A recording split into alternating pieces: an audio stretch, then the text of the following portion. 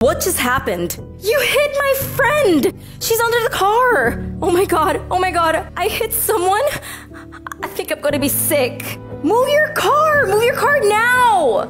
I could see the driver's feet run back into the car, and the next thing I felt was the weight of the car pushing back down onto my body. But this time, even harder.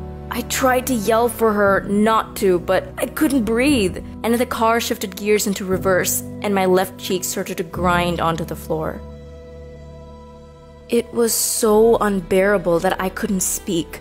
I tried to move, and when I did, I felt my spine slowly crunch. I could smell my skin burn against the hot muffler. I tried to move my face, but I couldn't see anything. Is this where it stops? How my life will end? Underneath a ton of hot metal? And when I opened my eyes again, I saw the same pair of feet hop out of the driver's seat, and green vomit splashing onto the pavement. Are you okay? Oh my god, I'm so sorry. Can you hear me? My friend knelt down next to the car and reached for me, trying to get me out from under the car. As she pulled, I screamed in agony, feeling my skin being peeled off by the hot muffler. She immediately let go of my arm, which was now broken, and as soon as she pulled her hand away, I saw them completely coated in red. I could hear the sirens in the distance coming closer while my friend ran around hysterically yelling for help. She lay down next to the car and said, "I'm so sorry. I didn't know. Are you in pain?" "I'm okay." I didn't feel any pain. And then I realized I couldn't feel anything at all. I was pinned to the ground when a police officer's face replaced my friend's and looked at me completely shocked. "Can you move your arm? Stay calm. We will get you out of here. What is your parents' contact information?" All I knew was I had just been run over by a car. I could only imagine what shape I was in when he asked for my parents' numbers. When he called, my dad answered at first. He thought they got the wrong number because the police officer said I had been in a car accident. Car accident? I'm sorry, that doesn't make any sense. I think you have the wrong person. My daughter is way too young to drive. I don't. Your daughter was hit by a car and is currently trapped underneath. We need you to come right away. I heard a truck come closer and voices yelling all around me. I tried to figure out what they were saying, but the words were muffled with voices of strangers. A firefighter knelt down and said, "Everything will be okay. We're going to lift the car up and pull you out. It might hurt a little, but I promise we will get you out." I saw a jack go under the car and a bunch of people surrounding it, making sure it didn't move too much to one side. At the corner of my eye, I could see the driver sitting on the curb with her head between her legs. I wondered if she was okay, and then I heard a hammering sound and a weight lift off my chest, and I screamed. I felt my lungs fill with air, and then a sharp pain shot through my entire body. The paramedics quickly grabbed my armpits on both sides and began pulling me out from underneath the car. I could feel a slight suction on my back from the muffler finally being released from my spine, and then they started to drag my legs across the floor like a lifeless rag doll. All I was able to do was scream from the worst pain I had ever felt in my entire life. I begged them to stop. "Please, stop." Tears ran down my face as they ignored my cries and dragged me to the floor. "Once more and you're on the stretcher. Hang in there." When they finally got me out, they threw me onto a stretcher and started cutting my clothes off. My friend came running over, crying as she stood next to me, telling me how sorry she was for letting this happen. I tried to tell her that it was okay and that it wasn't her fault, but the paramedics pushed her aside and rushed me out as soon as possible. My parents arrived on the scene where my dad saw everyone around me.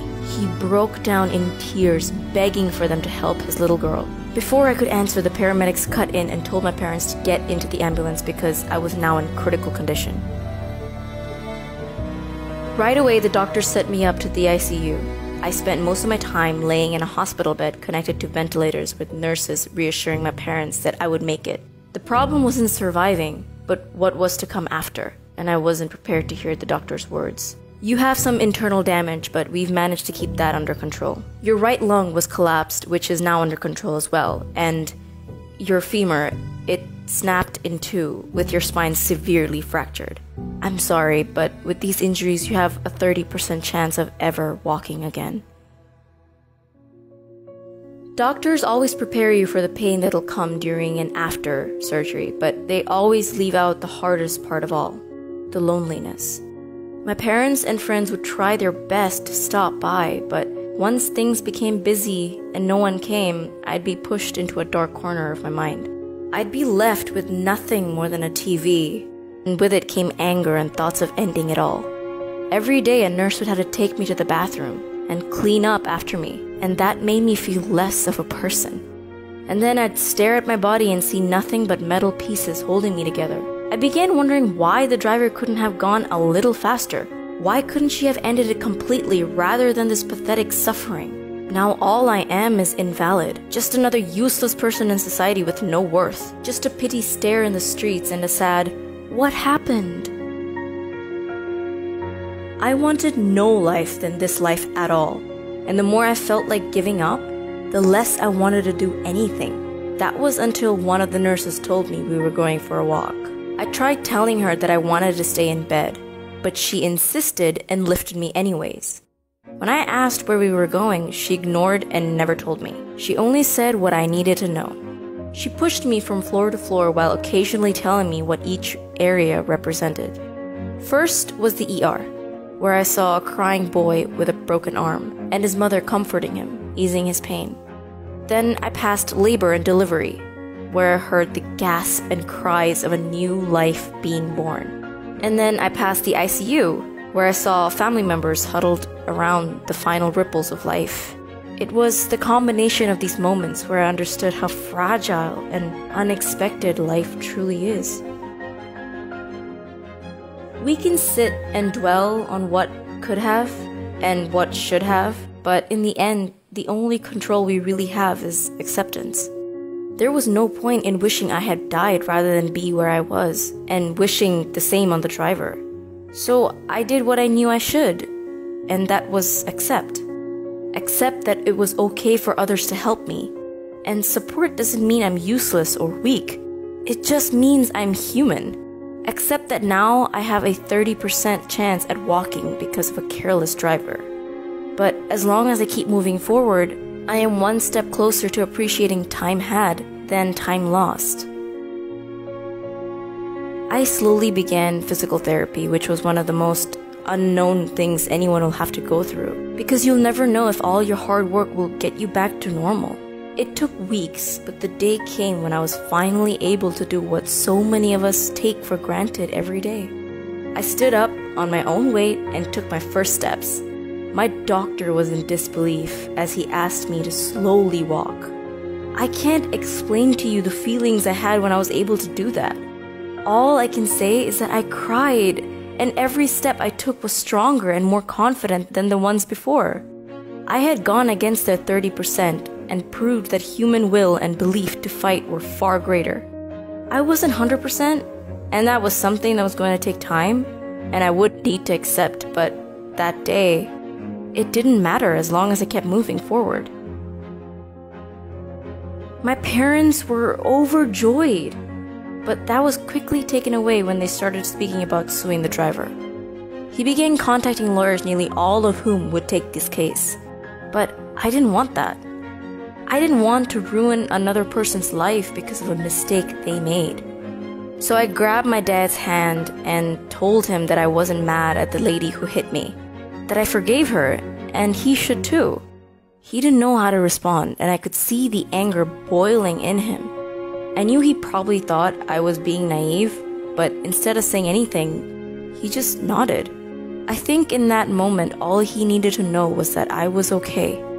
That despite everything we had gone through, I still had the strength to give when he needed it the most. I learned that accepting life as it comes is the best thing anyone can do. That holding hatred or grudges against those who knowingly or unknowingly do things to us only stops ourselves from appreciating our own life. I'm lucky enough to say that I was able to walk down my school hallway and be me again. I know not everyone can say this, but I don't expect anyone to understand it. But what I hope you will take away from my story is that sometimes the power of strength is in forgiveness. Hi, I'm the submitter of this video. Thank you so much for watching a piece of my life. It sounds a bit surreal, doesn't it? So the one thing I learned the most during this time was never to take anything for granted. I almost thought I was gonna become paralyzed. Being under the car, I was convincing myself that even if I couldn't move, I'd be okay. After having both surgeries and told I was able to walk again, I wanted to cry for joy. Never in my life would I have thought I'd be happy to do anything physical. Thankfully I was young because now I'm able to do the same things as before. The scars remind me of what could have happened to me and how thankful I am that I'm still here today.